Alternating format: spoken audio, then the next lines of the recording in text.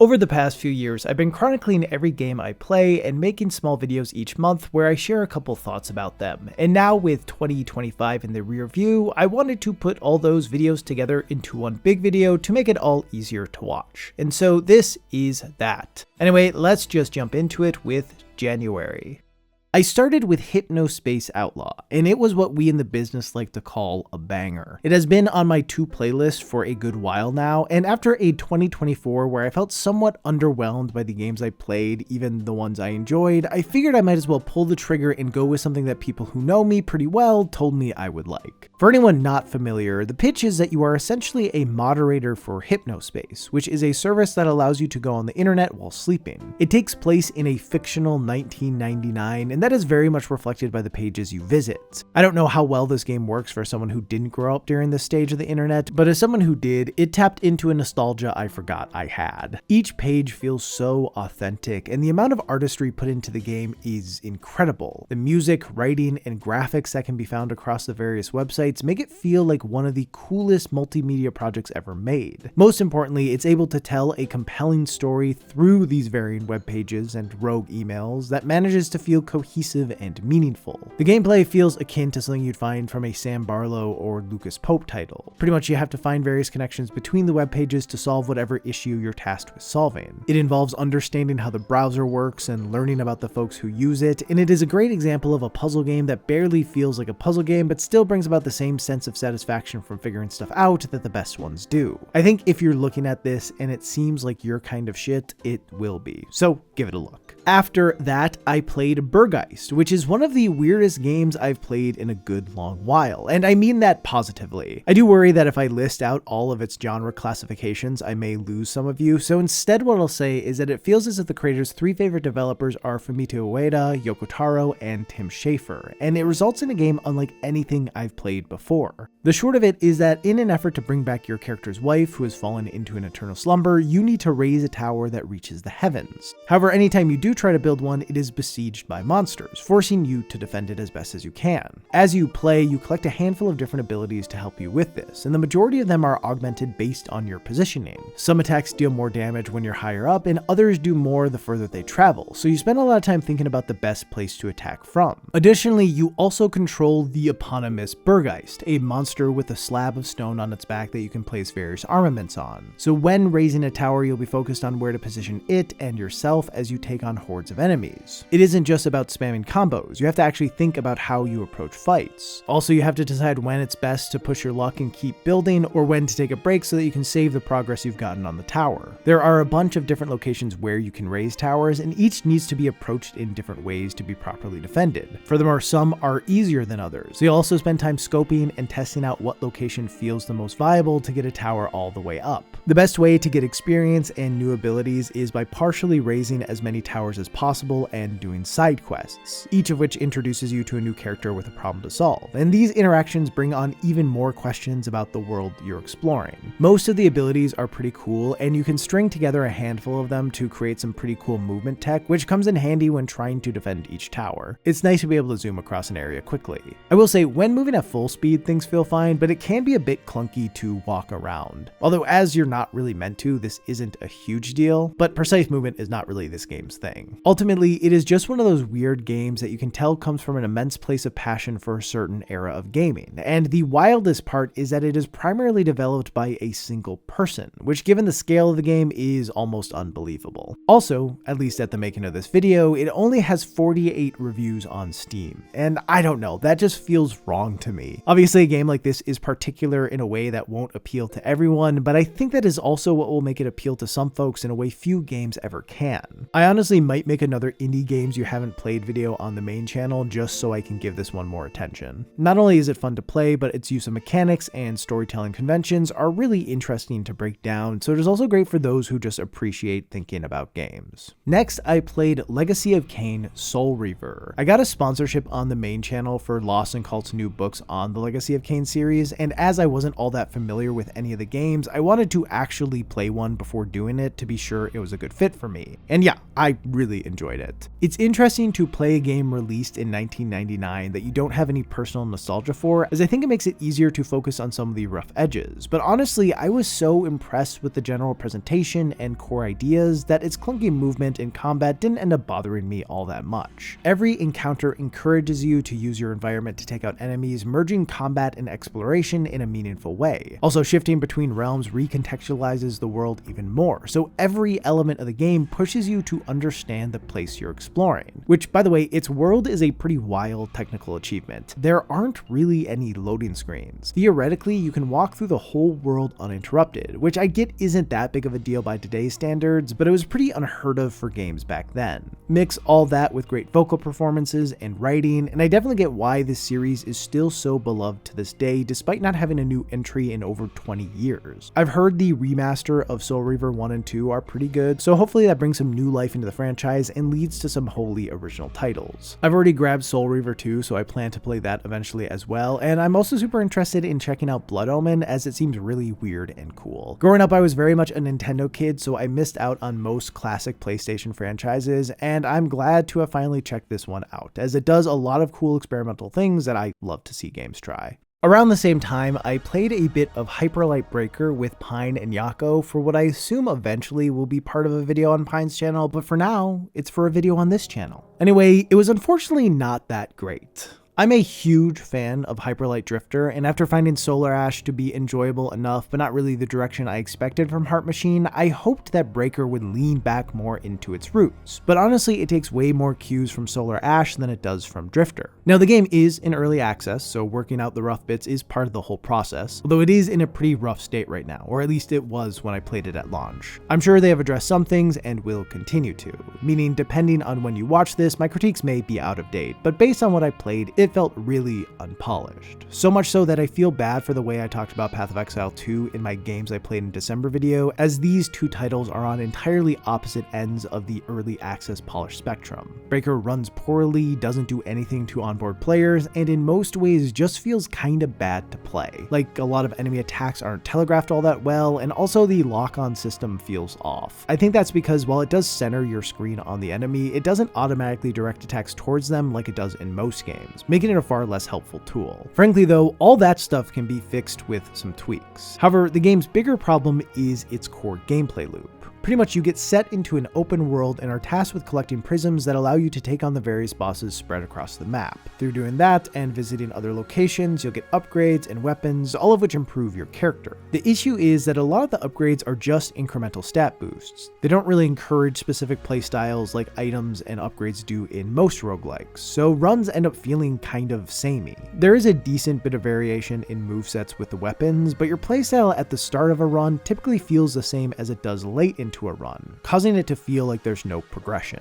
The open world itself also gets in the way of this, as the areas you can explore, while visually different and technically impressive, largely feel the same in terms of what you actually do in them. As you get deeper into a run, the world doesn't really shift in meaningful ways, giving a static feel to it all. Honestly, it just kind of feels like you're never actually progressing. In fact, more often than not, as runs went on, I felt like I was losing progression. In each run, you get 4 reses, but whenever you use one, your items lose some durability, and generally most of them break after 2 or 3 reses. So if you get powered up but then lose to a boss a couple times, you'll kind of be back at square one. And the bosses kind of suck to fight. In multiplayer, they switch their aggro mid-attack, making it very hard to know if you're going to be their focus or not, and also add spawn non-stop, making it very hard to get good punishes in. I think having mobs inside boss fights works when there is a specific phase dedicated to them, but having them be a never-ending stream is just annoying. Point is, especially before doing much meta progression with your character, chances are you will struggle with the bosses. And that's okay, you're supposed to struggle with bosses, but losing all your gear with 2 reses left creates an awkward moment where you either have to go out and restock your stuff by visiting other points of interest, or just ditch the run and start a new one, neither of which feels all that fun. I'm generally a defender of durability in games, but I don't think it works here. There's also a sort of time mechanic where as you hit various ticks along the timer, events happen, most of which are enemies dropping out of the sky to attack you.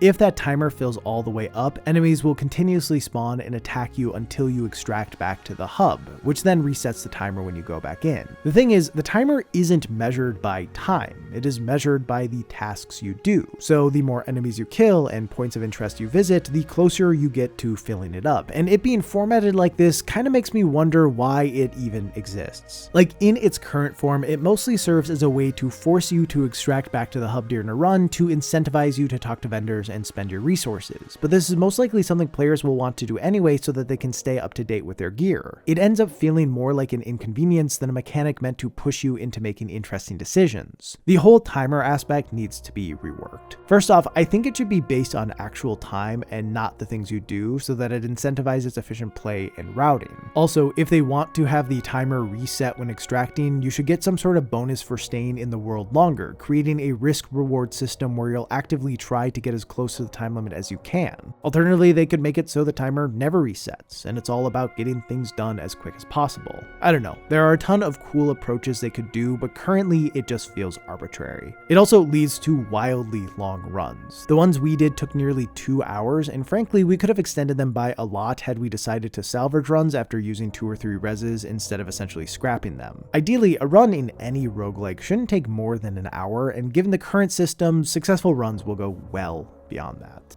I do have other issues with it, like wondering why it's a co-op game as there aren't really any mechanics that feel co-op centric, or why is it a Hyperlight game as it doesn't feel tied to the world of Drifter in any meaningful way other than aesthetics, but I've already gone on long enough, and maybe they will have a sufficient answer for those things once it hits 1.0. I really like Heart Machine. They are a studio I've long rooted for and am still rooting for, but they've got a long way to go. You'd think that after playing Breaker, I would have had my fill of co-op open-world roguelikes with a timer, but I guess I didn't, as I also put a bunch of time into Ravenswatch, and it slaps. Calling it an open-world game is a bit of a stretch, but each run you are placed on a big map and given around 20 minutes to explore as much of it as possible and gather moves and upgrades before having to face the boss of the chapter. Beating the boss takes you to the next chapter where you rinse and repeat, and there are 3 chapters in total. This setup pushes you to find the best ways to navigate each map, and also to decide not only what activities you should engage with, but also when. As your goal is to hit the most amount of points of interest as possible, you want to do everything you can to get through fights efficiently. And what's just as important in accomplishing this as good pathing is finding solid synergies within your character's pool of abilities. I know a lot of people are afraid of timers, but it makes some moment-to-moment gameplay here feel so much more impactful and satisfying. At the moment, there are 9 heroes in total, and I believe 3 more are being added in the near future, and all of them play very,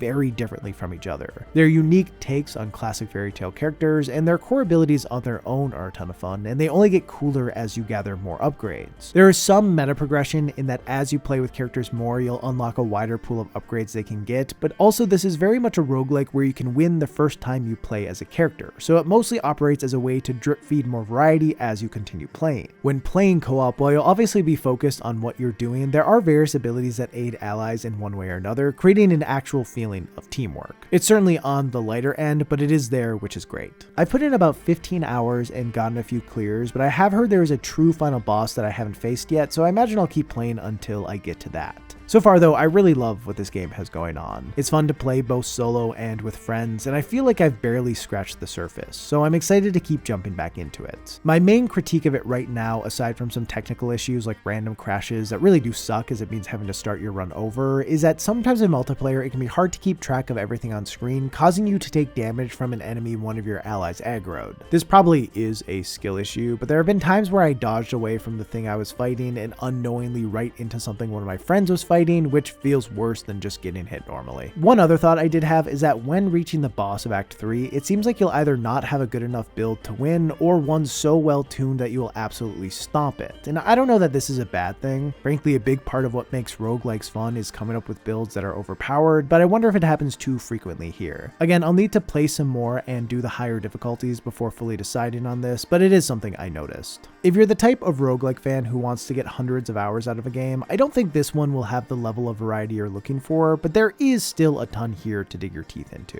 It does so many cool things and pulls them off exceptionally well, and I think if you share a similar taste in games to me, you'll love it. And that brings us to February. I had a strong start with Bramble the Mountain King. Pulling from Nordic folklore and not the watered down, easy to digest Disney friendly version, but rather the brutal and horrific original tales, it sets your character in a magical world and tasks him with finding his sister, all while doing whatever he possibly can to avoid the countless creatures that either want to eat him or steal his soul. At a glance, it resembles titles like Little Nightmares, and I think if you like those games, you'll almost certainly like this as well. But I would say it does a fair bit more with perspective and camera angles, allowing it to occupy its own space within the same genre. In general, the presentation here is incredible. The world is gorgeous, and the designs of the creatures are disturbing. The set pieces are all unique and thrilling, and it exceeds at creating that joyous feeling of barely getting away. Sometimes judging depth can be a bit janky, which may lead to a death or two, but frankly, I didn't find this to be a problem very often, and I've had far more janky experiences with other titles in the genre. What might be the best part of the game's presentation is its music. It always seems to know just how to make a moment impactful. Some tracks are diegetic, some are timed to the action, and it all connects the whole experience in a wonderful way. This is one of those games that after beating, you'll want to have your friends come over to play so you can watch them beat it. Now, it is a title where the gameplay largely takes a backseat to the spectacle, but based on its length and the high quality of its spectacle, I definitely think it works here. Had it been any longer than it was, the mechanics would have felt a bit stretched thin, but I felt like it ended exactly when it needed to in order to avoid that feeling, and still managed to be satisfying. Yeah, I really like this one, and I imagine it's the kind of game I will replay on a nice crisp fall day. Then I played FlyKnight with Iron Pineapple and Maria of Eurothug 4000 fame for another video that will be on Pine's channel someday. Probably. Maybe. Inspired by old school dungeon crawlers, FlyKnight has an undeniably nostalgic feel to it. It looks like RuneScape and plays like the games you were never able to actually beat as a kid, but it also does a lot that feels incredibly modern. Every enemy you face doesn't just have a single health bar, they also have limbs that will fall off once they've taken enough damage, which not only is funny, but also can turn the tide of any given fight in your favor, making it an important focus for every battle. Different enemies and even different parts of enemies are vulnerable to different types of damage, so while I definitely did favor certain weapons, I still found myself swapping between them pretty regularly to always maintain an advantage. I liked that a lot because not every game gives you reasons to use different weapons. Also, depending on what way you're moving, the direction of your attacks will change as well. It is a surprisingly deep system, and every weapon and spell you come across feels different enough from the last where you'll always be compelled to check them out. Furthermore, the fact that it can be played co-op adds a whole new layer of depth to it. It completely changes the dynamics of fights, largely by making them easier, but a lot of thought still goes into every battle, as unless you equip a ring that disables friendly fire, which we obviously didn't do, going in and swinging without thought will lead to you just killing your friends. So you still have to think a lot about what weapon type to use and where to swing from in order to be as effective as possible. This leads to a ton of chaotic fun, and yeah, it was just an utter blast to explore the underground with Pine and Maria. I've not gone back to do a full playthrough on my own yet, but I do plan to at some point, as it really is a different experience and one that I think I'd have a lot of fun with. Now, it definitely is a game that's timing and movement takes some getting used to, and I know all games are kind of like that, but due to the general sluggishness of gameplay here, I'd say it takes a little more getting used to. It also is kind of buggy, no pun intended. Actually, it was intended. I wrote it in the script, as well as this line saying I wrote it in the script. So, everything is an illusion. Do not trust anyone. Anyway, stuff just doesn't work sometimes, but luckily we didn't run into any issues that had a significant impact on our experience. Most of it was just small, kind of annoying stuff. Ultimately, it is a weird and fun game that you can play with friends and costs $6, so it's a pretty easy one to recommend. After that, I finally got around to Momodora Moonlit Farewell, a title I've been meaning to play since it came out at the beginning of 2024, but I kept putting off for one reason or another. I really enjoyed its predecessor, Reverie Under the Moonlight, so I had fairly high expectations for this one, and in some ways it actually exceeded them. The environments, the layout of each area, the basic enemy encounters, the sprites, it all feels bigger and better. The game just has a lot more polish and is pretty easy to understand and get into. Unfortunately, as someone who can't help but compare it to Reverie Under the Moonlight, I found some of the changes they made to make the game more approachable to a wider audience to be disappointing. For instance, it is far more linear than Reverie. The next step is almost always clear, which takes some of the fun out of exploration. The whole middle chunk of Reverie can be done in any order, and I love Metroidvanias that do that. It's just a cool amount of freedom. As for quality of life features, they added a magic bar and a stamina bar and included numbers for everything, even damage you deal, and it ends up creating a lot of visual clutter that isn't really necessary. I also think the inclusion of stamina creates some issues, especially with traversal, as there ends up being a decent bit of backtracking in the middle of the game. Constantly focusing on the stamina bar gets pretty annoying. I always want my backtracking to be as painless as possible, and it definitely is a bit painful here. They also did away with the spell items and replaced them with a sigil system that operates very similarly to charms in Hollow Knight, and I do think it mostly works, but as they are all pretty much passive abilities, I found myself missing some of the more active ones of the previous game. Also, as I have now fully dedicated to being stuck in the past, one change I felt really disappointed by was that they no longer gave out a reward for beating a boss without taking damage. This was an aspect I really loved in Reverie, as it brought a whole new level of challenge to each fight, and as I was someone who enjoyed speedrunning the game, learning how to beat the bosses without taking damage became imperative, as it gave access to items that made it possible to beat the game far quicker. Now, as I've stated before on the main channel, I do think that putting items and weapons that make the game easier behind the hardest challenges in a title is kind of goofy, as it is rewarding players who don't really need the help, so I do understand why they made this change. But as someone who played the previous game in a very specific way, I did kind of wish it had been in here, as I think I would have ended up spending far more time with it than I did. All in all, Moonlit Farewell is a very capable and fun Metroidvania, and it is probably a better entry point into the series for newcomers. However, it lacks some of the edges that made Reverie Under the Moonlight such a memorable experience for me. I think people without that baggage will have a great time with it. To end things off, I played Blacktail, a title inspired by Slavic folklore, primarily focusing on the origins of Baba Yaga. Pretty early on, I was struck by how ambitious this title is. It contains a lot of ideas and mechanics that I was surprised to see in a game of this size. There's crafting for both consumables like arrows and potions to help you in fights, and also for permanent upgrades to your core abilities. Pretty much every enemy drops a specific resource, incentivizing players to regularly engage in combat. There also is a morality system, allowing you to either be a savior or a menace, and depending on the way you lean, you get access to different abilities. One part of the system I found to be really interesting is that there are a few different morality trackers. There is a big general one that weighs your good and bad actions, but then there are also ones tied to more specific actions, and completing them gives you a title that largely allows you to just unlock specific chests, but the concept itself is pretty cool. Like, to complete the good side of one of the tracks, you have to kill birds, which is seen as an evil action, while still maintaining your overall good rating, creating a balance where you actually have to do some evil things in order to ultimately be good.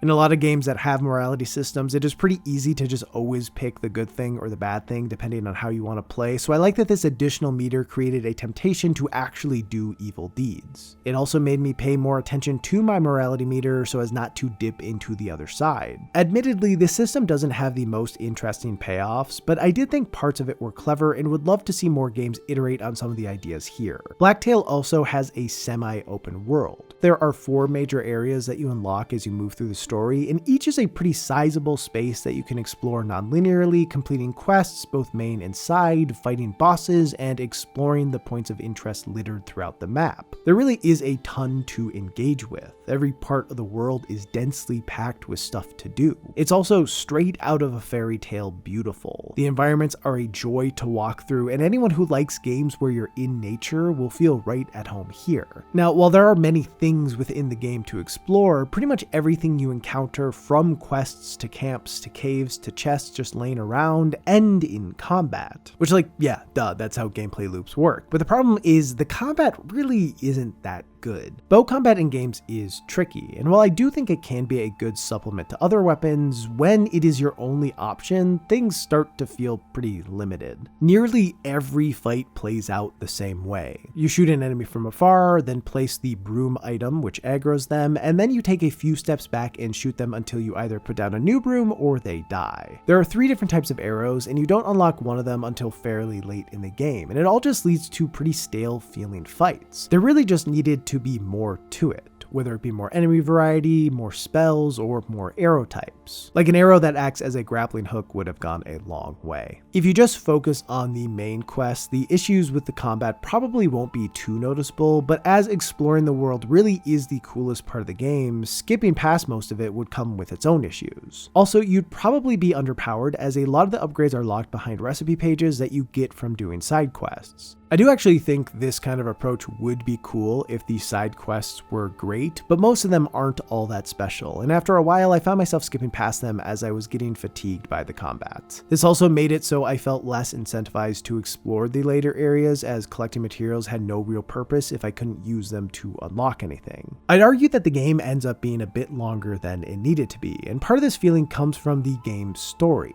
There is a lot of dialogue, and I didn't care for most of it. To be clear, I don't think that the voice acting itself is bad. In fact, there are a lot of great actors in this who gave solid performances. It's just that a lot of the lines felt too long and unimportant to anything that was going on. Also, as conversations are just static shots of the character you're talking to, it leaves a bit to be desired in terms of visual stimulation. One thing that's unfortunate is that I actually think there's a lot of really good writing in here, but it's covered by a fair bit of fluff. All in all, Blacktail is an interesting game, and I think that's worth something. It's the kind of title that made me want to study its mechanics. Ultimately though, it stretches a bit beyond what it can support, creating something that is impressive yet kind of tiring to play once you get past the opening few hours. I imagine though that someone more patient might really love it. Next up, we've got March. The title I put most of my time into this March was Cyberpunk 2077. I started playing it near the end of last year, but got busy with other games and other things, so I took a bit of time away from it. When I last talked about it on this channel, I had played for about 5 hours and was right before the end of the prologue, which is to say,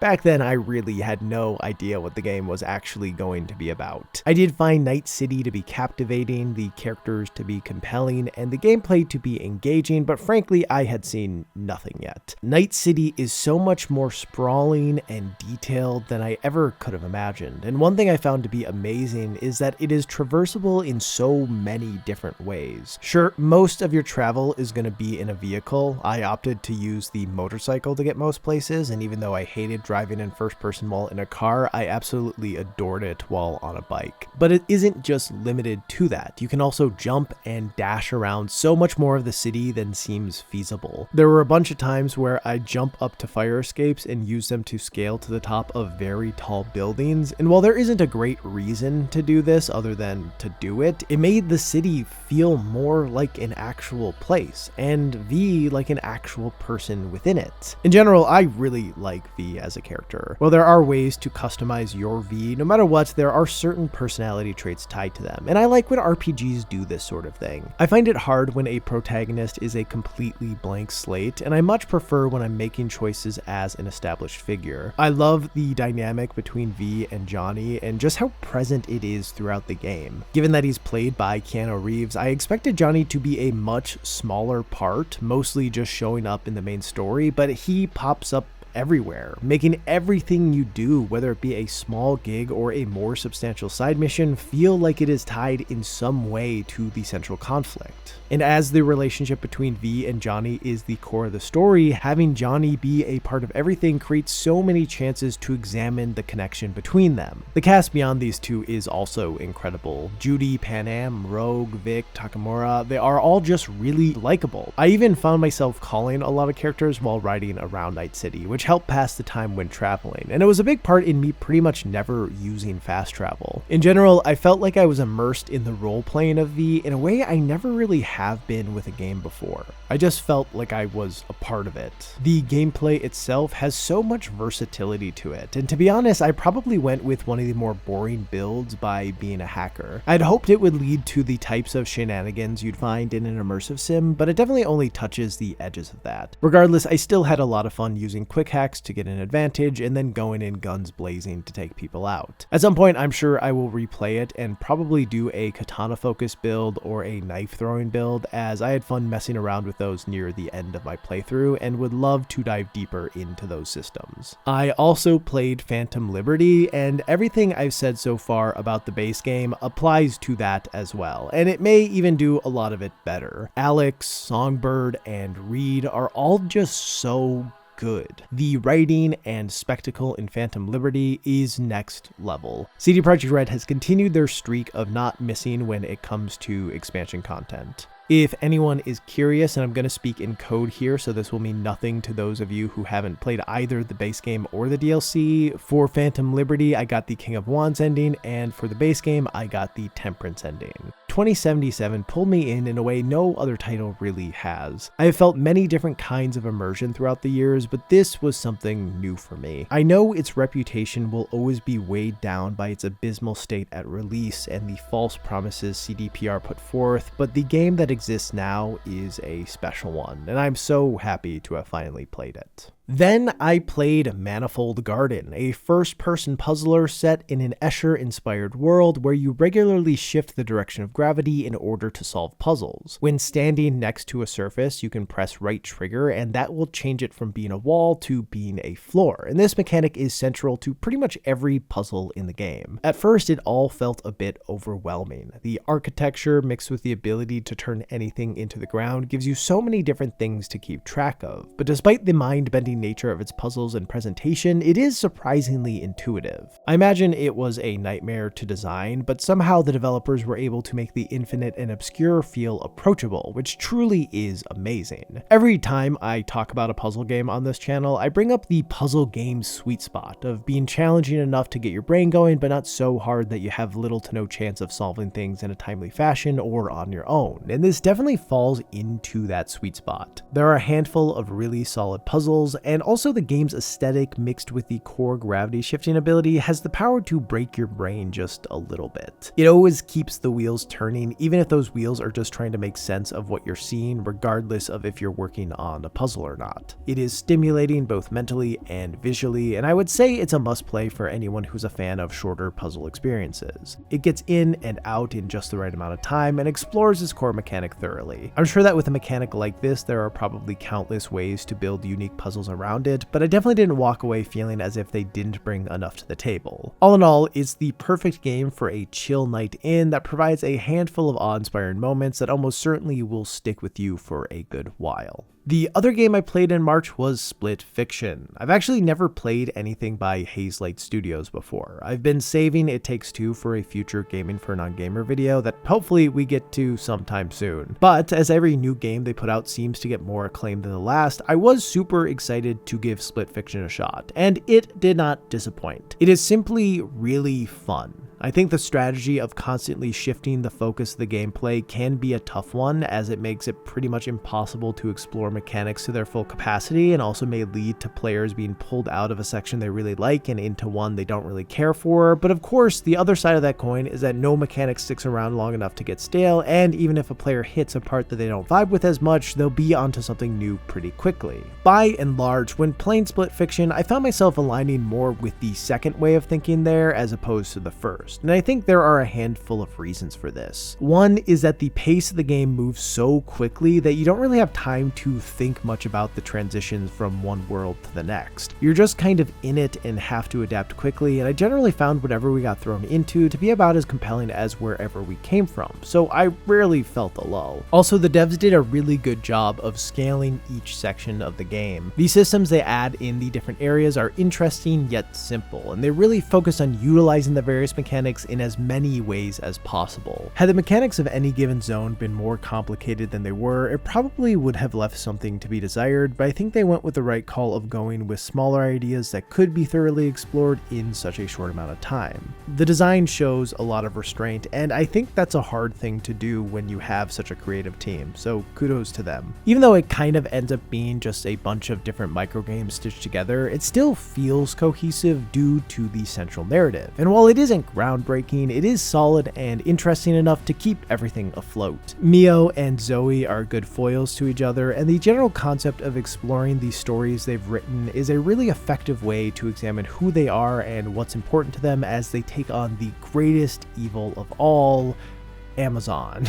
All of its parts blend together well, and it tosses out a constant mix of intriguing and surprising game mechanics that are fun and funny to engage with. If you have a friend or even just someone willing to talk to you, I definitely recommend trying to play it with them. Then April. I kicked things off with Blueprints. I got sent a review code for it due to my channel's punctuality with reviews, and as it had been on my radar for a good while, I dove into it pretty obsessively for a couple weeks. I know it was talked about a lot when it first came out, but for anyone not familiar, it is a puzzle roguelike game where each day you lay down tiles in a house in order to explore it and solve its various mysteries, with the overarching goal being to find the 46th room. At the end of each day, you start back at square one with none of the items or resources you collected the previous day and explore the house again. There are so many puzzles in this game, both big and small and obvious and obscure, and I know for a fact that there are layers to it that even after rolling credits I have no idea about. I don't think I have ever played a game with this many secrets to be found. I filled up like 20 pages of my journal taking notes on various things I found and trying to make sense of scraps of information I gathered, which is something I really love to do with games. There's just something special about being the one who's actually in charge of keeping track of everything. Now, at first, I was a bit off-put with the roguelike aspects, as there were a ton of times where I would figure something out but then need to draw a specific room to actually solve it, and sometimes it would take multiple runs to come across that room. This made it so the excitement I got from figuring something out felt diminished by the time I actually got to do it. The thing is though, especially early on, there are so many mysteries and threads to follow that are bouncing around your head at all times. So even if you don't draw the tiles needed for the mystery you want to solve the most, you almost certainly will draw one for a different one you were considering. Once I adjusted my mindset and just went with the flow instead of fixating on any single mystery, I clicked with the game far more. Also, as you solve puzzles, you get various permanent upgrades that make it easier for you to manipulate some of the RNG, leading to runs going your way more often than not. With that said, I did still end up having plenty of runs that went nowhere. While this roguelike approach is great when you're juggling 20 different clues at the same time, as you solve more things and have fewer clues to consider, it starts to feel a bit too reliant on luck again. Now, I do want to say this is a bit of a skill issue. Throughout my playthrough, there were many times that I thought I had exhausted every puzzle a room had to offer, only to learn that there was something I had looked past. So I'm willing to admit part of the problem is me.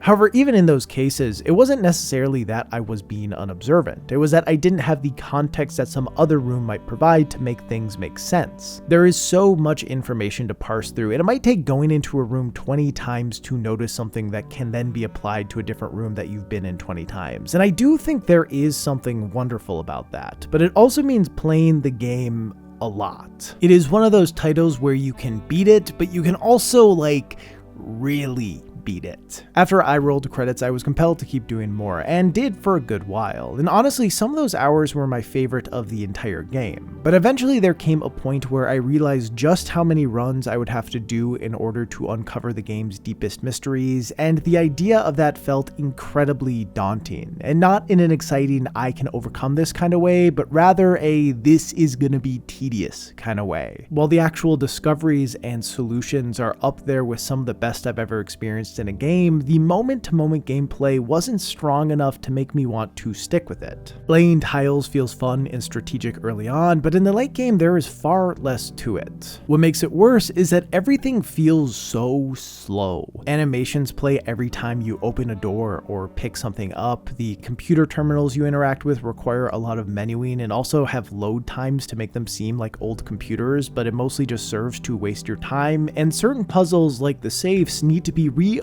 every time you start a new day, which means entering in the same codes over and over again in order to get the reward within them. There's a ton of these small little time wasters, and while on their own they may seem inconsequential, after dozens and dozens of runs, they do add up, bogging down the experience. Mix that with the RNG elements, and it's easy to feel like in some runs your time is just being wasted. It's hard. Blueprints is definitely unique. There is a level of depth to its mysteries that frankly feels unprecedented. For those patient and clever enough to follow those to their ends, it has the potential to offer one of the most meaningful gaming experiences ever. I'm just not patient and clever enough for it, and honestly I don't know many people who are. I wish I were, but at a point the solutions per hour just didn't feel high enough for me to keep putting time into it. Again, I do recommend the game, as it provides an off-ramp of sorts for those who don't want to do everything. Even if you end up coming to the same conclusion that I did, you still will have a complete feeling experience. Ultimately, I think the idea of a puzzle roguelike fits into the category of a cursed problem. The genres are at odds with each other, and while this combination is what makes it work and feel special, it also creates a lot of friction that isn't beneficial. I don't know, maybe someday I will go back to see if I have the patience to dive in deeper, but for now I'm content leaving the greatest mysteries of the house to be solved by someone else. I guess April was the month of me getting early review codes because I also got one for Clair Obscur Expedition 33. And look, I know that everyone is probably tired of hearing people talk about how good the game is, but you know what? It just is. Growing up, my three favorite turn-based RPGs were Legend of Dragoon, Final Fantasy IX, and Super Mario RPG, and Clair Obscur is kind of just all of them, and then also a bunch of other incredible games. The combat is so engaging. The systems tied to each character give you tons of stuff to micromanage during fights, which leads to interesting decision making. The parry system constantly keeps you on your toes and just feels so incredible to pull off, and the weapon, Picto, and Lumina systems, while sometimes a bit unwieldy, provide so many rad abilities and modifiers, allowing you to create builds that best synergize with each character's core moves as well as your own playstyle. I beat the game on Expert, which was a solid challenge for me. For a good while, I didn't take a single encounter for granted. I had to learn how enemies worked and how to best take them out, and it made every fight feel meaningful. Furthermore, the presentation is stunning. Each environment is unique and creative. The designs of literally everything you come across, from structures to creatures, are striking and have stuck with me long after finishing the game, and the soundtrack is an instant classic. Also, the story is incredibly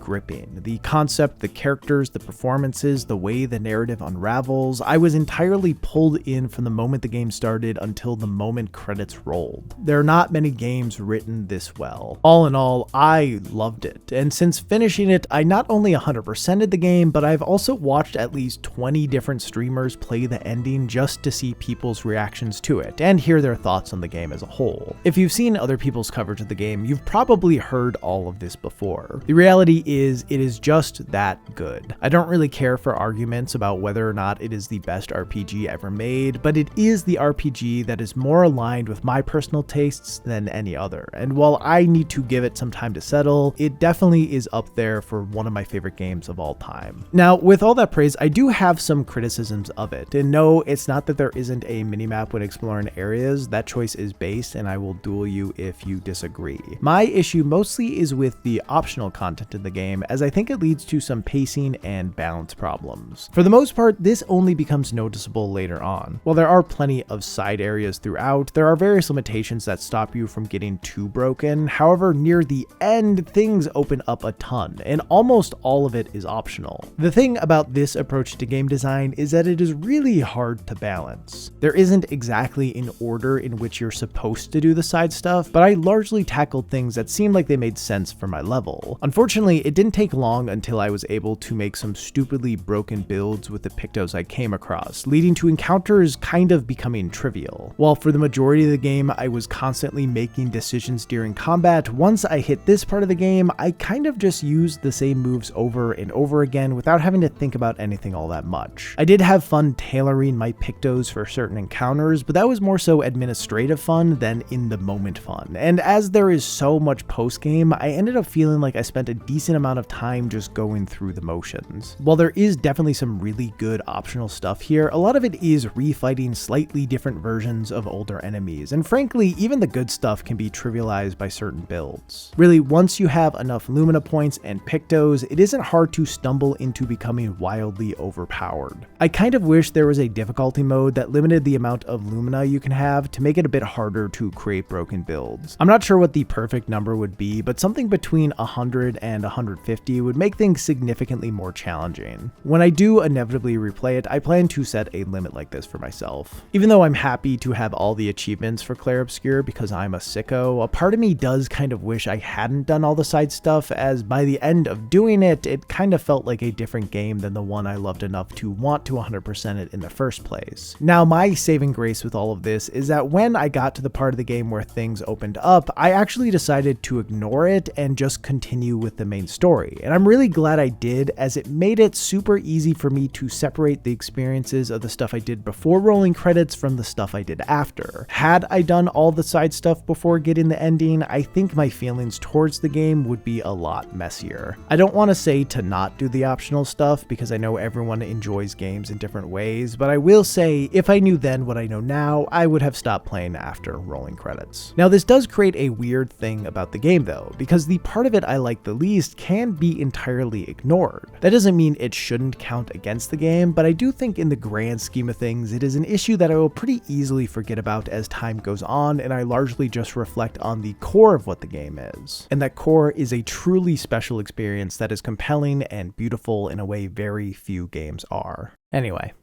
we continue.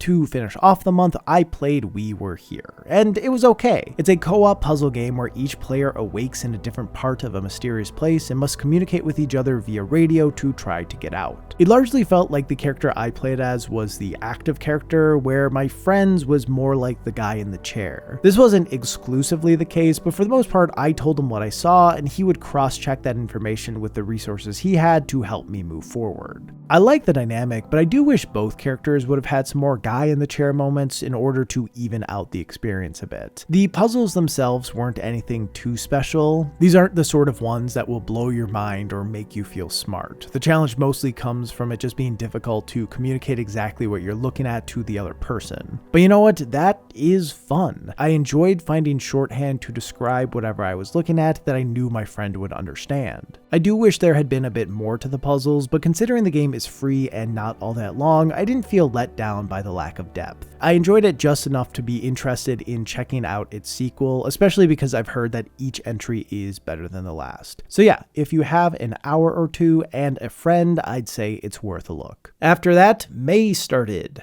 Most of my time throughout the month was spent playing Elden Ring Nightreign, as I got sent an early review code because I'm friends with Iron Pineapple. And if I'm being honest, I still am having troubles figuring out how I fully feel about the game. There are just so many problems with it, but I don't know that I really care about most of them. What I can pretty confidently say is that if you're playing in a call with friends, especially friends who are good at Elden Ring, it is an utter blast. Base Elden Ring is just a really good game, and as this pretty much takes everything in it, slaps on a little bit of new paint, and remixes it all into bite-sized expeditions, there is a lot to enjoy here. Each run consists of 3 days. During 2 of them, you explore Limveld, trying to get as powerful as possible, and on the 3rd, you fight one of 8 Night Lords. As a big Ravenswatch fan, I really love the timed aspect of it, as figuring out what route to take and how to defeat enemies as quickly as possible adds a nice layer of tension and rewards good decision making. It also forces you to be as scrappy as possible. Where it is super easy to ignore items in the base game, here they can end up saving you tons and tons of time, and turn the tide of major fights in your favor. Furthermore, unlike base Elden Ring, you don't really have the luxury of sticking with one weapon or kind of spell. You are far more at the mercy of whatever drops in front of you, which is great, as there are so many cool weapons and spells in the game that I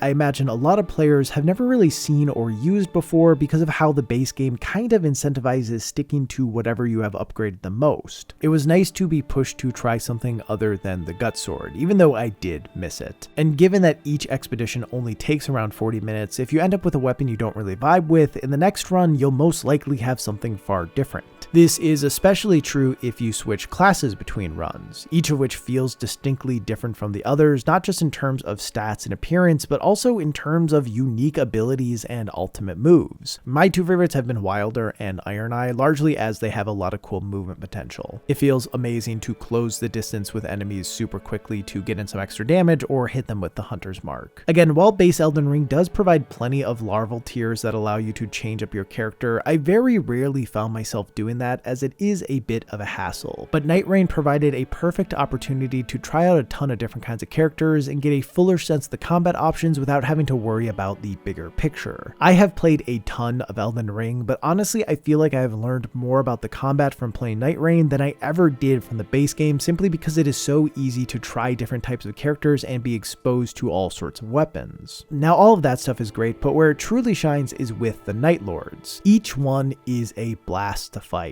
It is cool to see FromSoft cook up bosses explicitly made for co-op. Where in the base game you always go in guns blazing, here a ton of communication is required to keep everyone alive and stun the bosses at the right time to do tons of damage and stop them from using certain attacks. There is something about this slate of bosses that honestly reminded me of the bosses from Demon Souls, and I say that lovingly. None of them are completely centered around a single gimmick like those are, but each do have some interesting aspect to interact with and figure out, making them engaging in multiple ways. It sort of melds the creativity found in the old days with the high-paced action of newer entries, and I think they created something really special here. With all of that said, there are aspects to this game that are just kind of baffling. Like there are character quests, but only one player can do them on any given run, so it can take forever to actually do them, which is kind of frustrating as the rewards you get from them are the coolest in the game. Also, they pull a few bosses from previous Souls games, but frankly the pool of them is so tiny that it kinda begs the question of why include them at all. Like, to be clear, they are cool, but I wish there were way more of them, and that they picked some better ones. I heard that the director didn't want to step too much on the lore of the Dark Souls series by bringing in certain bosses, but like,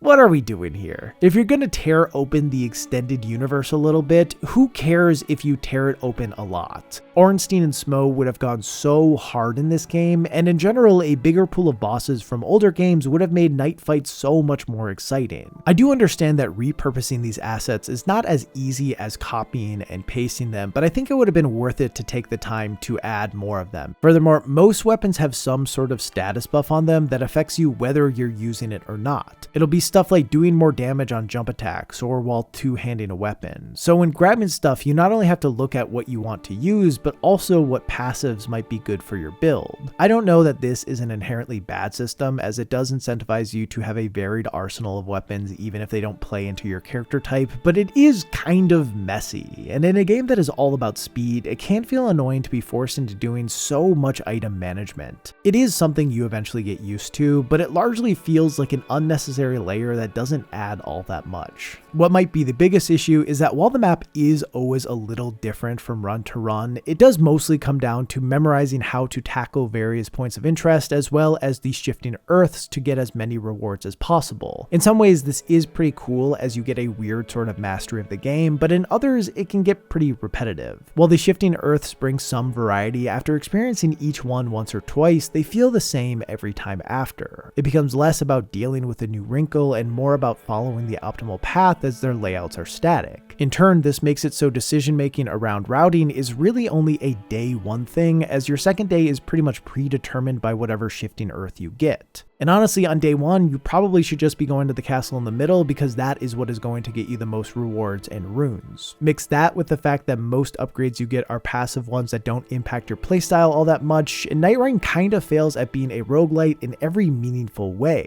Once you clear all the Night Lords, there isn't much new to do.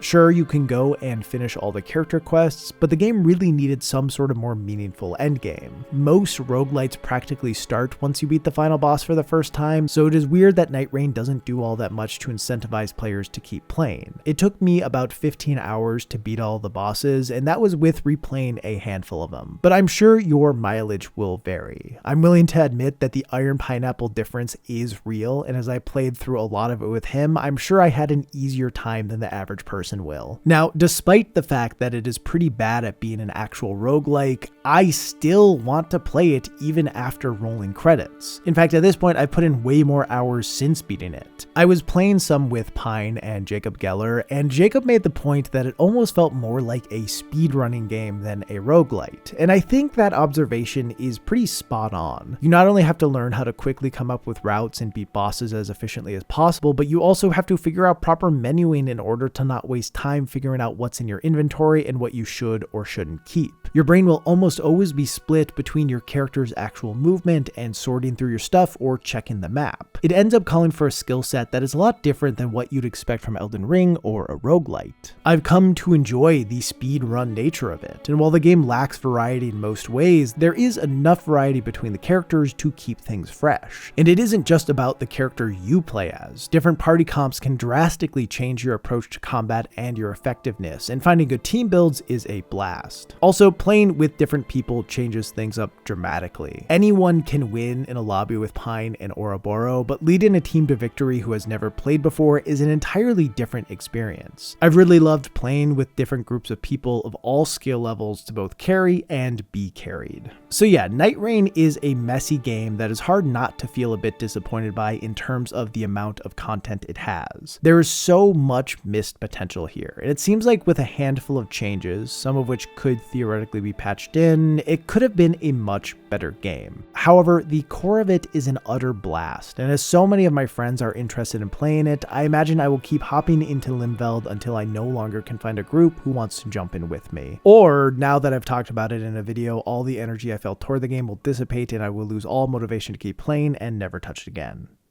Who knows? Along with that, I also played some Lethal Company for the first time. Back when it initially blew up, it seemed super interesting, but my schedule is so limited that it was hard for me to coordinate playing games with other people, but now that my life has a bit more flexibility, I figured it was time to give it a shot. And it's really fun, or at least it's really funny. The core loop of exploring each area to gather items to bring back to your ship and then sell so that you can get new items that will help you better explore and handle the various horrors you'll come across is engaging enough. But the part that makes it worth playing is the comedy of it all. Characters move in a slapstick fashion, communication is proximity based, causing tons of fun interactions, and the tension that comes from monsters being around any corner creates countless moments of panic that are always hilarious to witness. While the actual gameplay doesn't have that much to it, it being so simplistic is what allows the best moments to come about. It is a playground that facilitates chaotic encounters for you and your friends to experience. The loop of trying to meet the profit quota creates some nice tension and feels good to overcome, although that relief is short-lived as there's always a newer, higher quota to reach. But honestly, failure is what makes the game tick. Seeing your teammate get overtaken by a monster and leaving them behind so you don't get got too, or forgetting to sell enough items to actually meet the quota despite having a huge surplus of stuff, these are the moments you remember. Frankly, at least in my experience, the better a run goes, the less fun it tends to be.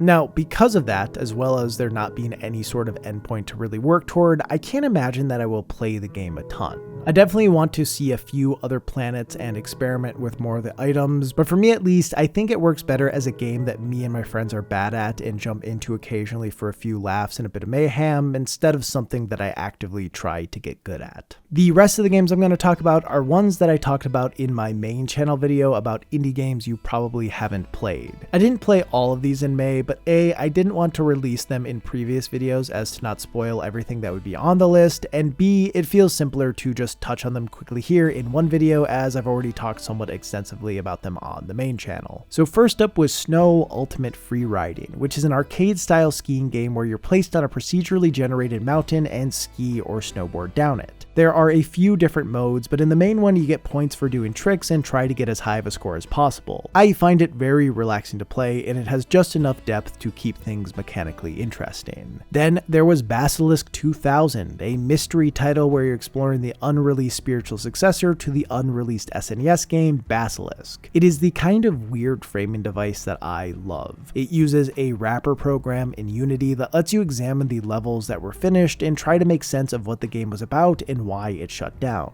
It's a super creative idea that certainly can be pretty opaque at times, so if you're averse to getting super in the weeds, it might not be for you, but it is the kind of weird game that I live for. After that was Xanthiom Zero, a small Metroidvania with a rad weapon system where you can customize pieces of your blaster to create all sorts of cool weapon combinations. It's really cool, and I found myself testing a bunch of stuff out to see what would best fit with my playstyle, and also I switched stuff up when I came across certain enemies in order to have a competitive advantage. It's a tightly designed game where every reward feels interesting. And lastly, I played Islets. I talked about Sheepo on this channel a while back and mentioned how I was excited to play more games from Kyle Thompson, and yeah, this one was a pleasure too. It expands on the foundation of Sheepo by introducing combat to the mix, which I found to be pretty solid. The boss fights especially were a lot of fun. It's a cute and funny time that just feels really smooth to play. If you want some more thoughts on all of these games, check out the video on the main channel. Following that, June came. The bulk of my month was spent replaying Dark Souls 3. It was one of the only modern FromSoft games I had only played through once, so I figured it was about time to revisit and finally check out the DLCs, Ashes of Arendelle, and The Ring City, as everyone says they're great. So I did,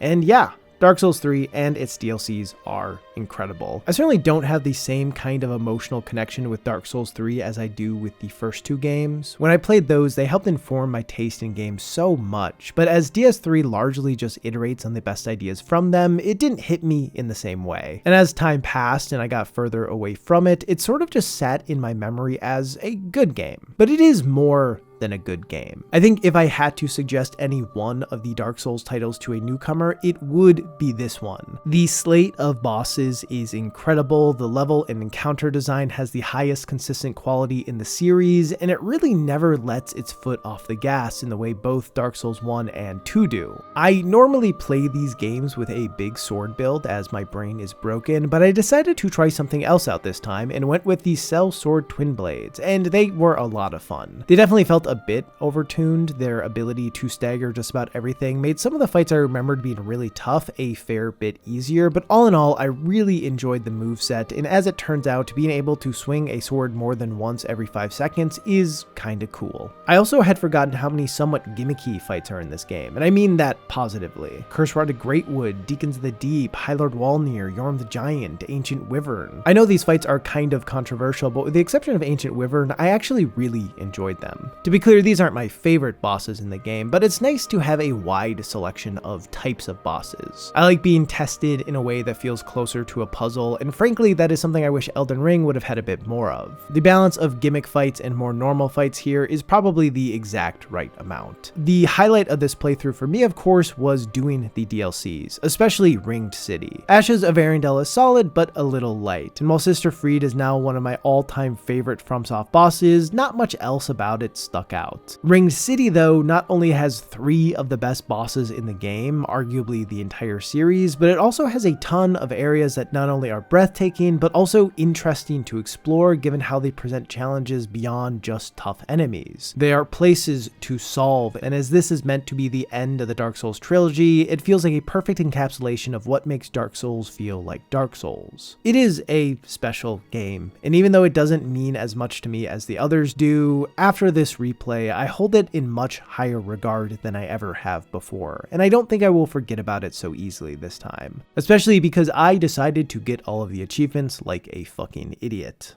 Anyway, then I played Isles of Sea and Sky, a block-pushing Sokomon-style puzzle game that made me realize that I don't really like Sokomon-style puzzle games that much. Don't get me wrong, I definitely enjoyed playing this. There are some really creative solutions to puzzles, and its open-ended nature gives you a lot of freedom over what you engage with. If you are having trouble figuring something out, it is very easy to just go somewhere else to try out a different puzzle, and sometimes doing this will help give you ideas on how to solve whatever you are stuck on. This structure makes it so progress will come pretty steadily, creating a good game flow while still presenting some really challenging puzzles. There are also some puzzles that span multiple screens, so with each island you visit, you're not just focused on the puzzle in front of you, but also are considering the island as a whole. These typically were my favorite, but they ended up being a bit too few and far between for my liking. Honestly, what I've realized from playing this game is that I enjoy puzzles the most when they feel like they are more than just puzzles. There are a bunch of different ways to do this, and it isn't as if I need to be fully tricked into thinking a puzzle is not a puzzle, but as this style of game is all about presenting screens that need to be solved, it sometimes felt more like I was working through a virtual puzzle book than playing a video game. And that's not inherently bad. I imagine for some that might be a ringing endorsement. However, I struggled to get all that pulled into that type of puzzle.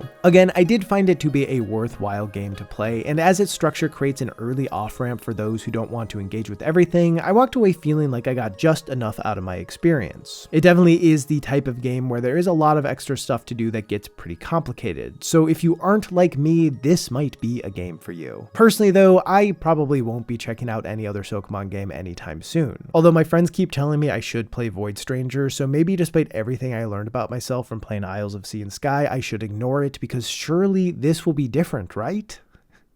Right? Lastly, I started Armored Core 6. I do want to emphasize that I only started it, and as it is one of those games that most people say you have to play through multiple times to fully get it, you could say I really haven't played it at all. However, from what I have played, I have found a lot of elements to be compelling, albeit a little overwhelming. Namely, it really is designed in a way where you regularly have to switch up your loadout in order to effectively meet the challenge of any specific stage. As I've talked about in the past, I sometimes, sometimes, and when I say sometimes I mean all the times, struggle to not just get locked into one specific playstyle. However, doing that here, while not impossible, is extremely inefficient, as there are just so many hard counters to certain types of mechs. And so even in my short playtime, I found myself switching things up a decent bit, and I appreciated being pushed out of my comfort zone. With that said, there is a lot. It is a mechanically wide game, and even though it does a pretty good job explaining how certain things work, especially by FromSoft standards, there is a lot to figure out, which is both exciting and kind of terrifying for me. Admittedly, even though I've enjoyed what I've played so far, I didn't really keep up with it after my first few sessions. To be honest, this mostly was due to me wanting to play something not made by FromSoft, as between Dark Souls 3 and Nightreign, I put way too many hours into their games throughout May and June. Even though this is far different from those titles, I could tell I was feeling a bit of FromSoft fatigue. Sometimes I do this thing where I'm so into the games of a specific developer that I want to work through their whole catalog, but then I get a few in and realize how valuable it is to space stuff out so as to not get burnt out on a certain type of vibe. So yeah, I plan to give myself a bit more time before jumping back into it. Frankly, I think this probably will mean starting over from scratch, but that's okay with me because there wouldn't be that much to redo, and I also found it a lot of fun. And this takes us to what I played in July. The problem, of course, is that I didn't really play much in July, or at least I didn't play much of anything that I haven't already talked about. Like, I grinded some Dark Souls 3 to get all the achievements, which is an entire video on my main channel, so if you want to hear about that mental breakdown, you can go watch that. I also played some multiplayer games with friends, primarily more Nightreign, so that I could check out the Everdark bosses, the majority of which have been pretty cool. For the most part though, I've been busy being a human. I took a family vacation to the Cape Cod of the Midwest, or County, Wisconsin. I officiated a wedding where one of the attendees was able to recognize that I was Rasputin within the first 10 seconds of the ceremony due to my speaking cadence, and I went on a trip to the Boundary Waters with some old friends. All things considered, it was a great month for everything aside from playing video games.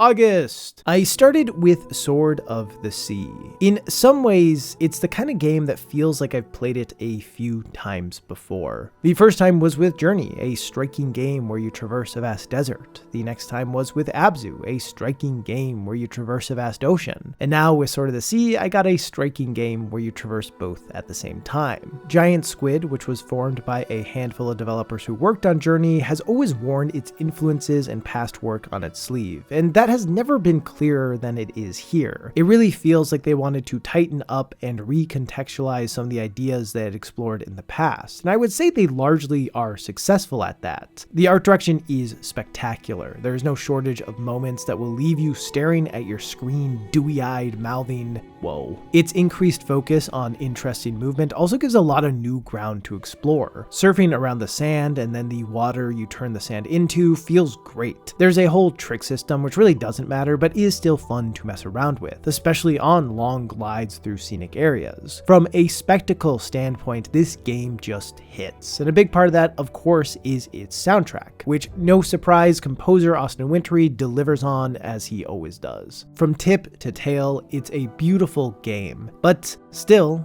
as I said at the start, it is one that I feel as if I've played a few times before. Yes, it does feel like it's meant to honor both Abzu and Journey, but it does still feel like Abzu and Journey. And frankly, no game that is like Journey has hit for me in the way Journey did. It has always come with diminishing returns. That's not to say it isn't worth playing if you have played these other games, just that despite elevating things to a wild level of polish, it doesn't bring all that much new to the table. And the aspects that do set it apart a bit, like the movement, still aren't enough to really get it out of the shadow of what came before. And that's fine. Not every game can pretty much invent or redefine a genre in the way Journey did, but for me at least, someone who has experienced the lineage that has led to Sword of the Sea, it's hard to imagine I will be thinking about this title as often as it maybe deserves to be thought about. As I've gotten older and played more stuff, a game being able to surprise me has become something I value immensely, especially when considering that Giant Squid's last game, The Pathless, was a far more experimental title, one that took bigger risks, that felt like it was reaching out to be something new, I find a part of myself wishing that instead of looking backwards as much as it does, that this game would have looked outwards more, to the horizons untraveled. I don't want to spend too much time though bemoaning what this game isn't. With Sword of the Sea, I think Giant Squid has created the definitive moody exploration adventure game. And for anyone who doesn't have as much familiarity with their previous work, this could be a pretty incredible experience for you. I do want to be clear that there is a lot here to enjoy for those who have played Journey or Abzu. It is pretty much a victory lap of some of the greatest moments from those games. So if you're the type of player who relishes in familiar and polished experiences, this will be a home run. It is beautiful and a joy to play. I just wish I was a player who could have enjoyed it to its fullest. Now, with all of that said about sequels or spiritual successors having the best chance to land for those who have not experienced a game like it before, it is worth noting that playing the newer, more polished title from a studio before diving into their older work is not a guaranteed path for connection or preference. For instance, I played Split Fiction back in March and thought it was pretty solid, but then I played It Takes Two this month and enjoyed it so much more. A big part of that comes down to me finding the setting to be more compelling. Where Split Fiction dives into the tropiest tropes of sci-fi and fantasy, the levels of It Takes Two feel like they are straight from the imagination of a kid creating fanciful worlds for their toys. It is all about turning the mundane normalities of an average household into a magical place, and I think this frame made for some really interesting levels. I also found myself more drawn in by the core story of It Takes Two. While in some ways it is as off the rails as the story of Split Fiction, it feels more grounded and contained. Everything comes back around to Cody and May's relationship, and while the two of them are not the most likable characters in the world, it does make for an entertaining enough story. And I do understand that it's not entirely fair to discuss It Takes Two within the context of Split Fiction. They are different games trying to do different things, and that's good. But seeing now what Split Fiction springboarded from, I'm a little surprised that it has been as well regarded as it has been. There are definitely plenty of cool and ambitious ideas in Split Fiction, but it does feel like a step back. This is not a re-review of Split Fiction though. It Takes Two deserves its own space to be praised. Admittedly, I have not played a ton of two-player co-op games in my life, but of those I have, this is easily the best. The sheer variety of mechanics it incorporates never outstay their welcome, and the way pretty much everything relies on cooperation creates a meaningful experience where both players get their moments to shine. There are also countless little interactions to have with the world and each other that really have no reason to be there from a progression standpoint, but they add so much texture and give players the chance to really play within these spaces. And look, I'm years late on this. It won Game of the Year when it came out and sold like 20 million copies. You probably don't need me to tell you that it's a good game and a perfect title to play with anyone in your life, regardless of if they are super into games or not. But I will tell you that. It is a good game and a perfect title to play with anyone in your life, regardless of if they're super into games or not. With those covered, that brings us to September. As one does when Silksong comes out, I played a lot of Silksong, and I loved it. I've talked somewhat extensively about the game in 3 different videos now.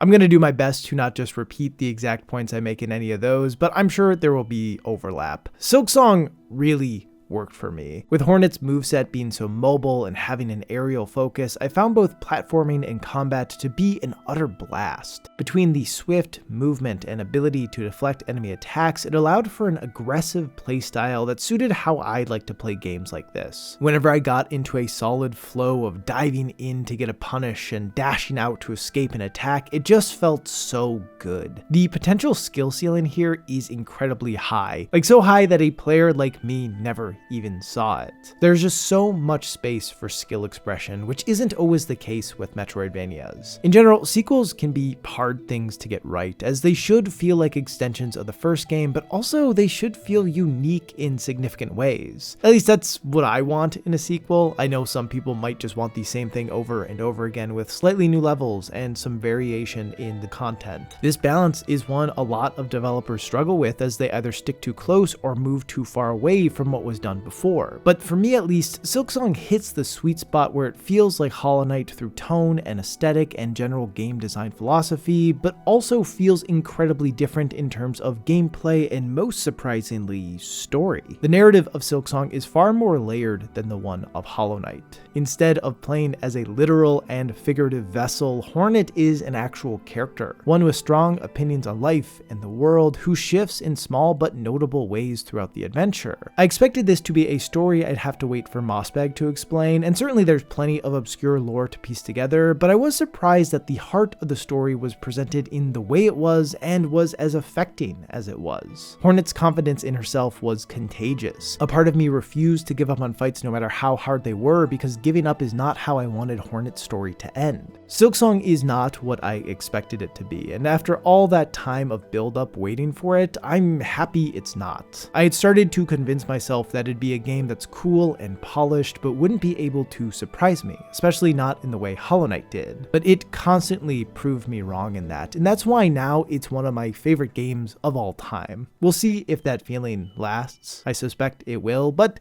who knows? For now though, I just really love Silksong, and it is a rare game that I already want to replay, which almost never happens for me. If you haven't watched any of my other videos on it, I'd say check out my thoughts on Silksong, which is on this channel, as it gets into the conflicting ways people seem to talk about and feel about this game. Here, I'm obviously mostly just focused on the stuff I love about it, because that was my experience, but there I tried to break down the wider discussions surrounding the game. And there's also a lot of really great in-depth comments from people who feel similarly to me, people who feel different, and there's stuff to learn there for sure, from me and from other people. Go check that one out. Anyway, the title that had the unfortunate job of being the game I played after Silksong was We Were Here Too, and similar to its predecessor We Were Here, it was okay. It improves on the puzzles and general structure of the first game by not only having stuff that's a bit more complex, but also being more balanced with how often each player has to give instructions versus receive instructions. These games are all about describing things you see on your screen to the other person, and in the first game that was pretty one-sided. Here I felt like I actually got to be the guy in the chair just as often as my friend did, which was a nice shift from how the first one felt. With that said, despite it being better, this one does cost money, and where I found the first to be just fun enough to give this one a shot, I don't think I found the puzzles or general quality of life improvements here to be intriguing enough to have the same enthusiasm to try another one. I do know this is a pretty popular series, so if a lot of you tell me there is a big jump in quality with the next game, I may change my mind, but yeah, I don't know that I'd say I found this to be disappointing. It just didn't leave me feeling much at all, which might be worse. There are just so many cool co-op games right now that it's hard to pick this series over others. But again, I recognize that I may be stopping before hitting diamonds here, so let me know.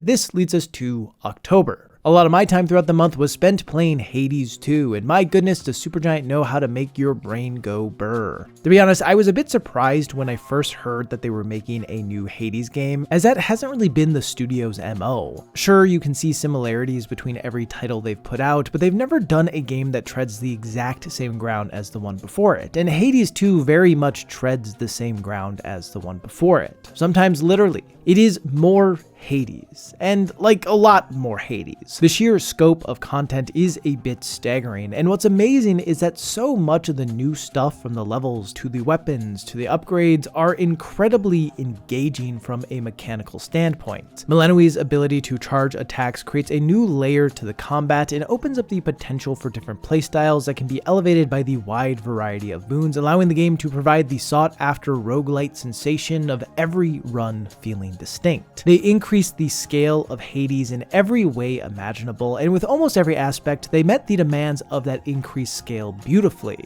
Now, unfortunately, despite almost every aspect of the game feeling incredible, there is one significant area that kind of collapsed under its scale, making the experience as a whole feel pretty messy, that being its narrative. Where Hades 1 is a fairly small story of family drama, Hades 2 expands into something a lot bigger. It's still kind of a family drama, but a much more complicated to examine type of family drama. One about family members who don't really know each other and continue to not really know each other as the drama drama unfolds, and so the relationships between the central characters end up feeling fairly stilted and harder to connect with. I'm sure you've heard some of this before. The story has been a sticking point for a lot of people, so much so that Supergiant patched the ending, which, I don't know, is very interesting. I played the majority of the game pre-patch, but it did kick in before my final run, so I ended up seeing the changed ending, which honestly wasn't ideal because I missed the build-up they added, so it still felt weird. In some ways, I do appreciate that they made shifts based on community feedback. Even though it happened post-release, this is the sort of ethos you'd expect from a company who relies so much on early access. If they take feedback on gameplay systems, why wouldn't they take feedback on the story as well? However, it does feel weird to just have the ending of the game changed. And while I personally find what they changed it to be a decent enough way to wrap things up, it is still a fairly messy story that doesn't develop Melenoi or any of the other characters really in ways that feel all that notable. That's not to say there's nothing interesting about them, it just doesn't all come together in the way it did with Hades. And so despite it having so many gameplay aspects that I found to be far more compelling than anything in Hades, something is lost due to the fact that all of its parts don't coalesce. In Hades 1, I felt motivated every single run, even after rolling credits, to uncover a little bit more of the story, to watch Zagreus' relationship develop with the entire cast. And this coincided with the desire to experiment with new builds and crank the heat up to give myself a new challenge. Hades 2 though lacks that same pull. That's not to say it isn't there at all. For a good while I felt intrigued by the mission and endeared by the camaraderie of the unseen, but that intrigue and endearment faded faster than I had hoped it would. So even though there is a ton for me to do post credits, I haven't felt the same drive to go back in the way I did with Hades, because even though there is so much more to the game, less of it is working together to keep pulling me back in.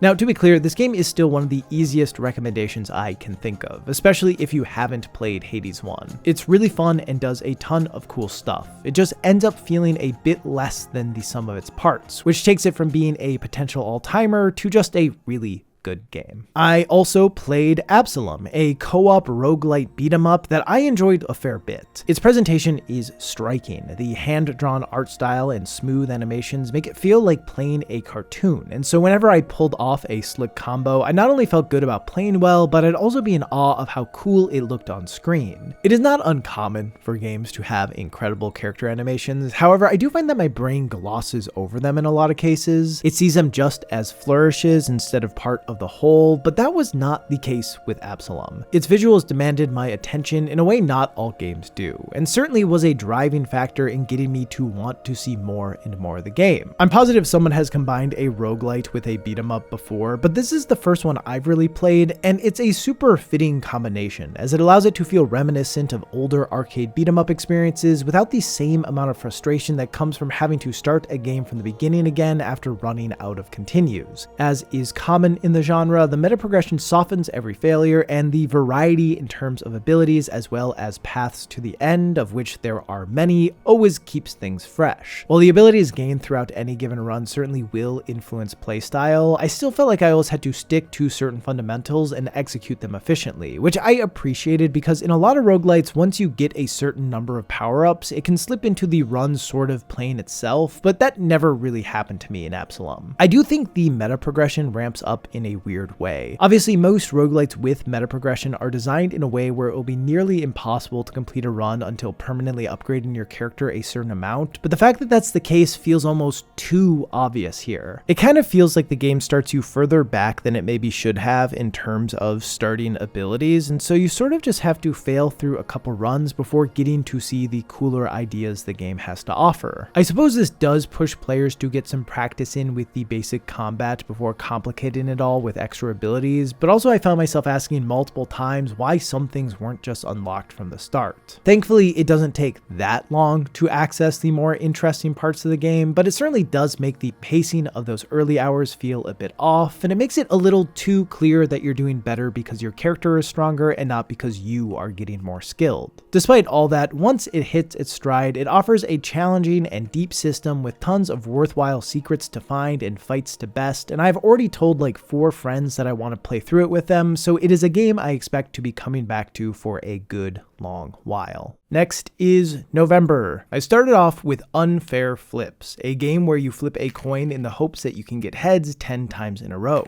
What makes it tough is that at the start, there is only a 20% chance that it lands on heads. Every time it does come up in your favor though, you get a bit of money which can be spent on various upgrades, ranging from increasing the probability of it landing on heads to speeding up how quickly you can flip. Pretty much it is just a clicker game, but where most clicker games continuously expand, this one has a ceiling, and once you hit it, you just have to wait until the flips happen. Honestly, I played it because I wanted to use a clip of it for a point I was making in one of my main channel videos, and then once I started, I felt compelled to finish it. I don't know, it is what it is, and not much more. It does have some fun writing in it, although I don't want to overstate that too much, as it certainly is not anything extensive. But it lightly explores the connection between human nature and probability in a way I found to be funny. Truly, it is a game that is pretty much exactly what it says it is. Do not go into it expecting to be surprised or to find much mechanical depth. Just expect to flip a coin for a while. While I am glad there are goofy games like this out there, and I'm glad I played it, you probably would have the most fun just watching Northernlion play it. But that is true for most games. After that, I began playing Kingdom Come Deliverance. I've not gotten that deep into the game, only clocking around 10 hours, but I have thoroughly enjoyed my time with it so far. In a lot of my main channel videos, I've pitched ideas and mechanics that would be cool to see in open world games, and in some ways, Deliverance is kind of the game I have always been pitching. And that's especially true because I decided to play on hardcore, which I don't know yet if this was a mistake or not. I'm sure I will have a better idea by the end, but so far at least I have appreciated the extra friction it brings. It has really pushed me to pay attention to my surroundings as the guidance systems are so limited. This makes the already vast world feel even bigger, and instead of just being a space you pass through, it becomes one you really need to consider. The combat has some really neat aspects to it that makes it far more engaging than any other melee-focused first-person open-world game I can think of, although I very much am still at the point where if I run into more than one enemy, I pretty much stand no chance. I'm sure this will get better as I unlock more abilities and just generally get more comfortable with it. However, it has already led to me resorting to cheesing some enemies, which is not ideal. One thing I've really appreciated about the early game is just how much money actually feels like it matters, and also how difficult it is to get. This has gotten me to do stuff like hunt for animals in order to get some extra coin, and I love when engaging with these broader systems feels worth it. Honestly, when it almost feels necessary. It all makes it feel true to the open world idea. Unfortunately, due to being pretty busy with work on the main channel as well as wanting to check out a few shorter games, I have put Deliverance on the back burner, and now that thing has happened where even though I want to play it, I have been away long enough where starting it back up feels daunting, and I'm unsure if I should pick up where I left off or just start the whole thing over again. I will say the intro definitely was my least favorite part of what I've played, so I probably need to just deal with floundering from where I'm at for a little while. I really hope I do that sooner rather than later, as there is so much here that I vibe with, and its world has appealed to me in a way that pretty much only Cyberpunk 2077's has, which in my eyes is very good company. One of those shorter games I checked out was Goodnight Universe, a narrative-based game developed by a handful of the folks who made Before Your Eyes, which is a title I really love. Like Before Your Eyes, it utilizes the webcam as a controller, and instead of just being centered around blinking, it adds in a few other interactions like smiling, frowning, turning your head, and simply closing your eyes. The premise is that you're a baby with psychic powers, and these various inputs allow you to use those powers as well as express how the baby feels. There is a novelty to this that's fun, but where the story of Before Your Eyes perfectly aligned with the mechanic of blinking to move time forward, that same relationship between narrative and player input doesn't really exist here. Frankly, it feels more like a gimmick than anything else, and sometimes just was super awkward. Like smiling or frowning to get the baby to laugh or cry feels weird. Not that it really matters, but whenever I was given the choice to smile or frown, I always smiled because it felt so unnatural to overdramatically automatically frown. In general, a lot of these mechanics are used so infrequently that it feels as if the developers included them because they sounded like good ideas, but never found all that compelling of ways to incorporate them. And this just feels like a huge step backwards from Before Your Eyes, which uses the blink mechanic to its fullest extent. Maybe if it was more common for me to break into a smile or frown when playing something, it would work, but I'm usually looking stone-faced forward, so it never really mattered. It had to be a choice, where the blinks in Before Your Eyes were involuntary, and they used that to their advantage. The disconnect between controls and story might have been ignorable if the story was really spectacular, but I ended up finding it to be just okay. It's not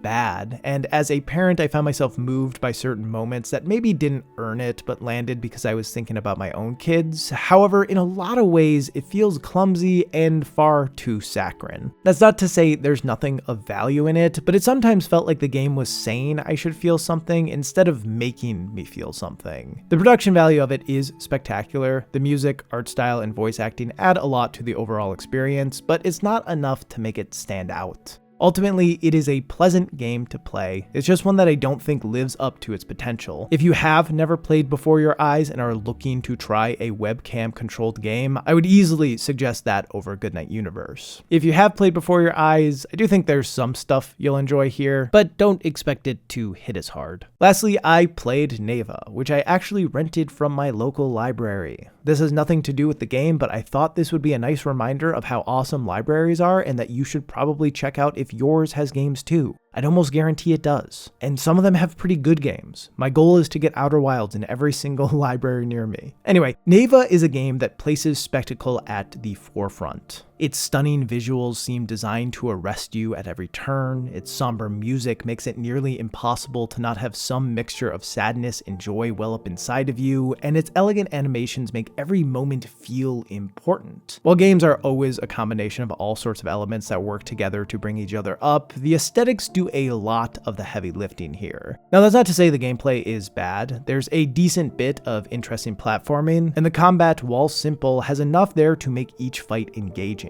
At first, I worried that fighting would get stale, but the encounter design as well as the regular implementation of new abilities that force you to always focus on the entire battlefield and not just the enemy in front of you keeps things interesting enough throughout the short runtime. Also, with the attack animations being so slow, you have to think about when it's worth dedicating to a swing, and yeah, it works pretty well. Now, one of my favorite parts of this game is how many quote-unquote pointless mechanics there are. I played this just after releasing the video on my main channel where I talk about being a fan of these types of interactions, so I was a little sad that I got to it late, as I found a bunch of the ones here to shape my experience in notable ways. A major theme of this game is protecting and respecting the natural world, and so whenever I got the opportunity to do those things, I took it, which pulled me in all the more to the spectacle the game presents. All in all, Neva is one of those games that I find myself wanting to call an experience instead of a game, and to be clear, that is not me saying that it is more important than other games. It is just a way to illustrate what to expect when playing it. It is a game about vibes and giving you ways to engage with those vibes, and thankfully,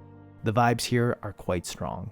Finally, we've got December. Throughout the month, I found myself once again back to playing Elden Ring Nightreign. This time though, to check out the Forsaken Hollows DLC. As I have mentioned maybe too often, I really like Nightreign, and as this is just more Nightreign, I like it a lot as well. The new map provides a ton of verticality, creating an entirely different type of challenge than Limveld. There are so many layers to it, and it is very easy to get lost between them, which I really appreciate. A big part of what I love about Nightreign is the learning process, and the base map is one that has sort of felt solved to me for a while. Certainly I am always finding some new stuff to engage with to get through areas and encounters more quickly, but by and large, runs were starting to feel pretty optimized. However, with the new map, I feel like I still have a ton to learn, and I am enjoying that process of learning it. The two new classes are both really fun. I love there being a more support-oriented class with the Scholar, and Undertaker's Alt ult is one of my favorite mechanics in the game. Zooming across the battlefield and also being able to trigger it for free whenever someone else uses their ult is just so much fun and has some neat synergies. The most obvious and chaotic being playing as 3 Undertakers and just cycling ults constantly. The new Night Lords are fun and weird, and yeah, it's been a great reason to jump back into a game I really love. I guess we will see how often my friends want to play it, but I feel like it will add at least another 30 hours of playtime for me. Nightreign is probably in my top 3 games of the year, which I did not expect when I first played it, but it is what it is. I also played Gunfrog, a game where you play as a frog with a gun. It's physics-based, so you move around largely by shooting your gun in the opposite direction you want to go. And you know, it's fun enough. The system is fairly unwieldy, so the movement tech feels limited, and it never really evolves into much, but the novelty of being a frog with a gun in its mouth largely is able to carry it through its short runtime. There are a bunch of locations and bosses, but they all end up feeling about the same. You press a few buttons around the map, waves of enemies come at you from either the water or the sky, and then a big version of the enemy comes at you, which is the boss. At least from what I noticed, there isn't that much of a difference between enemy types aside from the direction they attack you from, which I think was a missed opportunity, especially with the bosses. They really just zoom right at you, and you kind of have to rely on them getting stuck on some part of the level to have a good chance of taking them out. I wish each of them had more of a gimmick. For instance, there's this snake boss, and I thought it would be cool if you could hit his head from the side and cause him to change directions or something along those lines. This would have added some actual strategy to the fight. Instead, it was me trying to spam shots from as far away as I could while he got blocked by a tree. As things currently stand, fights feel like they require some amount of luck. Admittedly, part of this is because I decided to play on hard mode, a choice I would not have made if I understood how the fights actually worked, and so I would imagine that on normal there is more room for error. If you decide to pick this game up, that is what I would recommend playing on. There is just a bit too much jankiness to make a hard mode all that fun. Frankly, while a game like this was unlikely to become my next favorite of all time, I do think playing it on hard made me enjoy it significantly less, as it kind of felt like I was just bashing my head against a wall, but like not in the fun way, and instead in the I don't really know why it worked that time way. But speaking of good ways to bash your head against the wall, after finishing up Gunfrog, I played what was easily one of my favorite games of the year, Angeline Era. It centers around bumping into enemies to attack them, and despite this simple setup, the encounter design is so thoughtful and stellar that it never gets tiring. There is a depth to it that feels surprising given this simple premise. It has some of the most inspired bosses I've seen in a long time. For instance, one of the early ones essentially has you playing Pong against a guy while also shooting at him and avoiding his laser shots at you. There's just so much creativity on display, and whether it be bosses or regular encounters, there's always a few interesting things to juggle that brings just the right amount of challenge. Every aspect of the game feels so playful. One of the core mechanics is the ability to search a square, which can be done in individual levels as well as in the overworld. In fact, searching is how you access the levels at all. More often than not, where you need to search is pretty straightforward, but there are plenty of levels hidden away, and it's so satisfying when you recognize some small aspect that feels off and then are rewarded with a new level for searching there. There's also a nice balance here between rewards that progress your character in some way and experiential rewards. My dopamine-saturated brain sometimes struggles when I don't get a shiny new thing that makes number go up, but honestly, I never felt disappointed in Angeline Era when a secret area didn't have some sort of typical reward, which is a testament to how engaging these bits can be.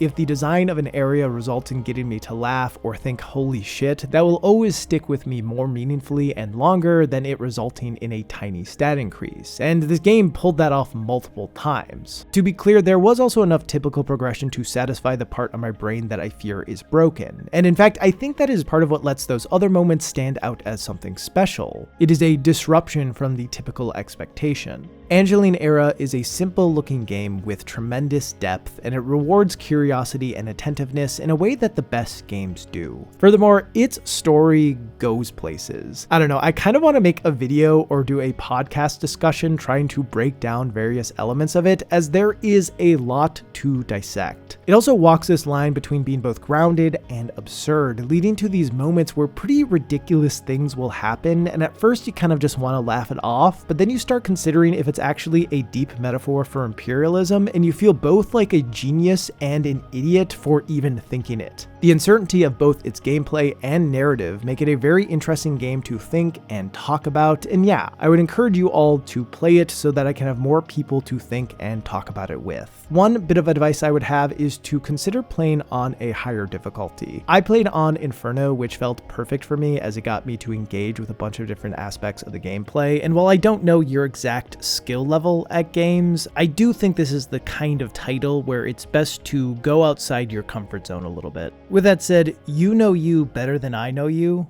probably, so do what makes sense. To finish up the month, I played Strange Antiquities, the sequel to Strange Horticulture, which actually was one of the last games I played in 2024. Antiquities is the kind of sequel where I think it's better than its predecessor in pretty much every conceivable way, from the theming to the complexity to the puzzles to the story, but that doesn't necessarily mean I liked it more. And that pretty much comes down to it being more of the same. You run a shop where people will ask for an item to help with some issue, and then you'll use various books to identify which of the items in your shop is the one they need. Alongside that, there are a few other puzzles tied to the shop and the wider city you're in that change things up just enough to keep it all from getting too repetitive. There is more variety here, and the solutions aren't as easy to come by, but for the most part, it largely feels like Strange Horticulture, but with more experience and money behind it. And that's not bad. I think for some, it actually is quite good. However, as I've talked about before, as I've gotten older and done this job more and more, something I really value is playing stuff that surprises me. And unfortunately, Antiquities did not do that for me. To be clear, this firmly is a me problem, but I wouldn't be surprised if some of you approach games in a similar way. So if you haven't played either of these titles, I would highly recommend checking out Strange Antiquities, as I think it is a really polished deduction game that will keep your mind buzzing throughout its runtime. If you have already played Strange Horticulture though, I'd say just ask yourself what you typically look for in a sequel, and choose accordingly. Aside from me wishing for something that felt a bit more fresh, my only real gripe with the game is that it has a bit of a failure problem. If you guess incorrectly enough times, this dread bar fills up, and then you have to play a dice rolling minigame to lower your dread. It is pretty hard to lose this game, but in the chance that you do, all that happens is you get reset to the start of the day. This feels like a weird consequence, as replaying a day just involves remembering what you gave to customers, and so there isn't much value in having to replay it. There's no skill involved in getting back to where you were. I wish there had been permanent consequences for failure. The game has multiple endings, and so it seems like using failure as a way to influence those would have fit perfectly, but instead it all comes down to choices. Currently, failure just feels like a waste of time that actually opens the door to brute force the solution to puzzles if you really wanted to.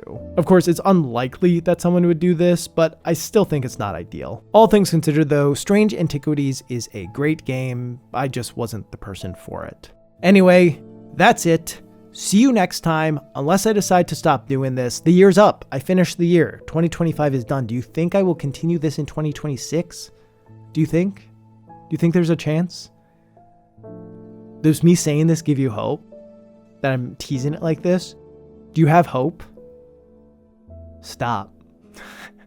Stop having hope. Get rid of your hope. Abandon it. But actually, yeah, I'll do January. Just give me like a week. I don't know. I need a bit of time. You're used to waiting, okay? Bye.